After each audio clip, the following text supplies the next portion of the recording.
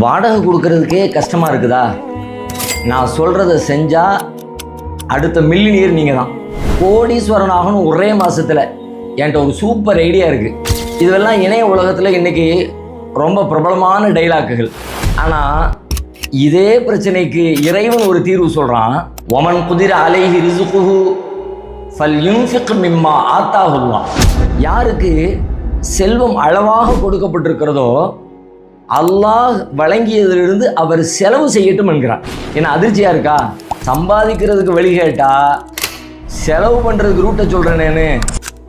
உண்மைதான், சம்பாதிக்கிறதுக்கு மட்டும் இல்லை, வாழ்வுக்கான இலக்கணமே நம்முடைய பார்வை வேறு, இறைவனின் பார்வை வேறு. ஃபிரௌனுடைய கொடுமையிலிருந்து மூசா நபியை காப்பாற்றணும். என்ன பண்ணுறது? தண்ணீர் ஒதுக்கி விட்டுருன்னா அல்லாஹ், அவங்க அம்மாவும் நம்பினாங்க, செஞ்சாங்க, சொன்னபடி அல்லாஹ் காப்பாற்றவும் செஞ்சான். எவ்வளவு நேர் எதிர்மறையான விஷயம்னு யோசிச்சு பாருங்க.